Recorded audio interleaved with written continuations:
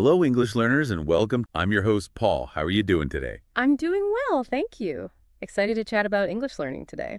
Today, we're doing a deep dive that could genuinely change how you use English, not just speaking, but how you actually, think in the language. If you've ever felt that lag, that mental translation thing before you speak, then yeah, this one's definitely for you. Absolutely. Thinking directly in English, it's a total game changer for sounding natural and fluent. So, our mission today is to look at why it's so important, figure out the common challenges people face, and give you some simple, effective tips, things you can use right away. And we've got a fun little activity later on to practice this stuff too. Okay, sounds great. Get ready to maybe unlock that inner English speaker you didn't know you had. Ah! Right, let's jump straight in. Thinking in English is key for fluency. Hmm.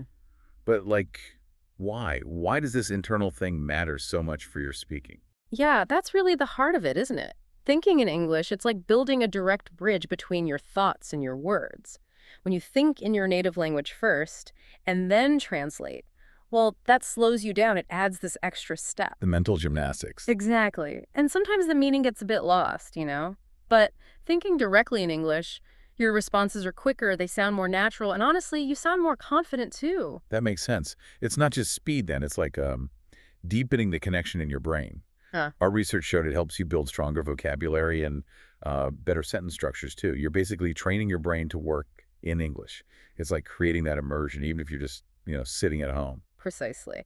And another big thing is accuracy. When you think in English, you're sort of practicing forming sentences correctly in your mind before you say them. Over time, that leads to, well, more grammatically accurate speech, sometimes without even realizing you're doing it. That's pretty cool. Yeah. And it builds confidence, right? Like ordering in a busy restaurant. If you're translating in your head, you might hesitate, stumble a bit. But if you're already thinking, I'd like the pasta, it just flows out much more easily, more naturally. Perfect example. And there's something else, less obvious maybe, reduced mental fatigue. Translating is hard work. It's exhausting for your brain. Thinking directly in English just cuts out that extra step. It makes talking smoother and, honestly, less tiring. I never really thought about the energy costs of translating. Hmm. That's interesting. Oh, and something else we found, the spillover effect.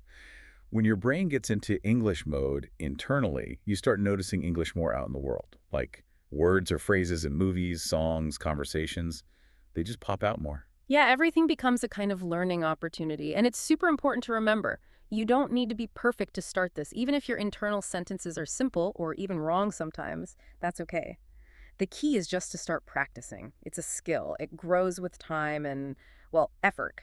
Okay, so we know why it's important, but let's tackle the elephant in the room. Why is it actually so hard to start thinking in English? It sounds simple, but it feels tricky. Well, yeah, a huge reason is just habit. We're so used to thinking in our native language, right? It's automatic. Switching feels really unnatural at first. Almost like trying to write with your other hand. It's awkward, slow. That's a good comparison. And vocabulary, that's another hurdle, isn't it? If you don't feel like you have enough English words, you might just feel stuck trying to form a thought, which is, frustrating, leads you back to translating. Definitely. And confidence plays a massive role, or lack of it sometimes. Many people worry about making mistakes, even just in their own heads. They worry, is this grammatically correct? Does this sound right? And that fear can actually make them avoid thinking in English altogether. Yeah, that internal critic. And you mentioned the translation habit earlier. It's hard to break because often that's how we learn the language in the first place. Translate this, translate that. Exactly. It's baked into how many people approach learning. And then there's consistency. It's easy to start, maybe try for a day, but then slip back, especially when it feels tiring or awkward at the beginning. Your brain wants the easy path, which is usually your native language. Right. And your environment matters too, yeah. Hmm. If you're not hearing or using English much in your daily life, it's harder to keep that internal practice going. Hard to stay immersed. Absolutely. Limited exposure makes it tough. And one last thing, sometimes people overthink it. They try too hard to make their internal thoughts perfect, complex sentences right away. That just adds pressure. It's really crucial to start simple, just basic sentences. Focus on the process, not perfection. Build up from there. Okay, so those are pretty common struggles then. If you're feeling any of this, Yeah. you're definitely not alone. It's part of the process. All right, so we've talked about why it's good, why it's hard. Now for the exciting part. Let's get into some practical, actionable tips, things you can actually start doing right away. Okay, let's do it. First up, something really simple. Labeling. Just look around you, wherever you are, and mentally, in English, label the objects you see. This is a chair. That is a window. Desk.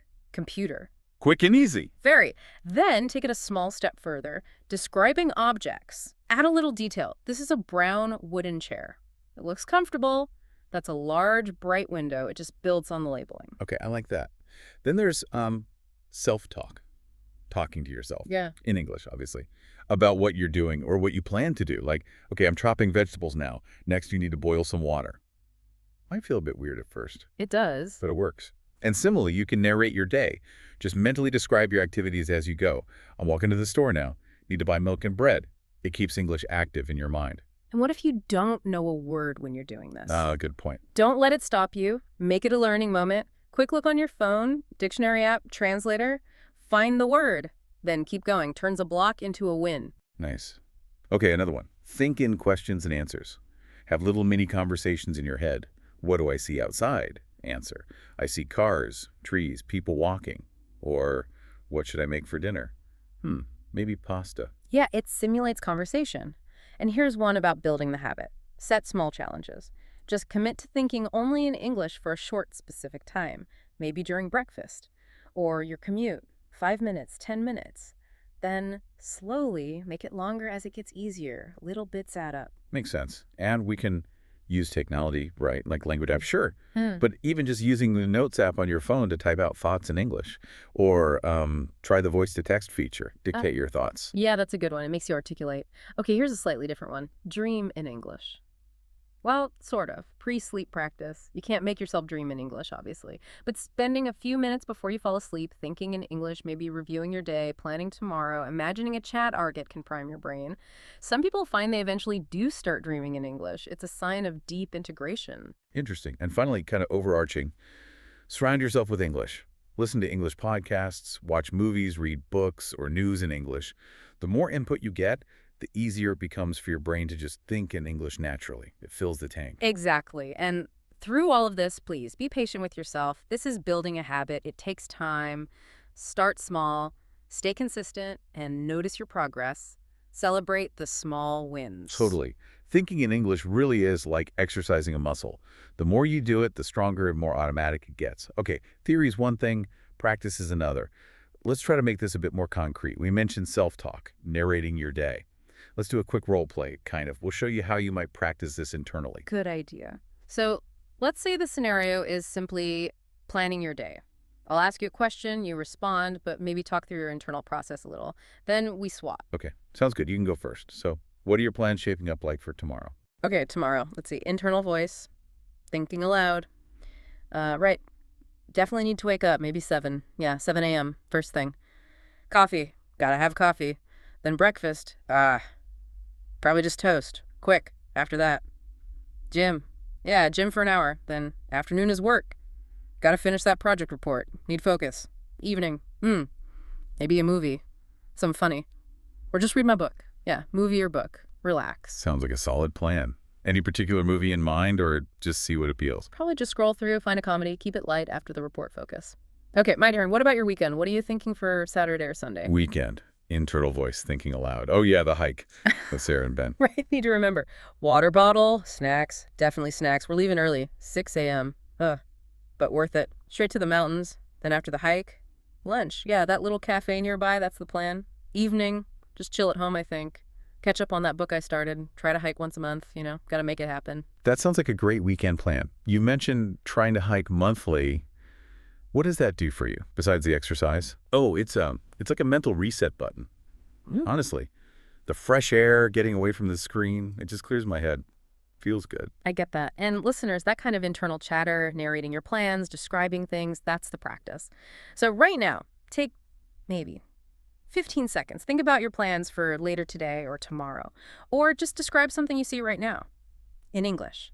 In your head. Go on. Short pause. How did that go? Even if it was just a few words, maybe a broken sentence, that's perfect. That's starting the engine. The key really is doing that regularly. Tiny bits, often.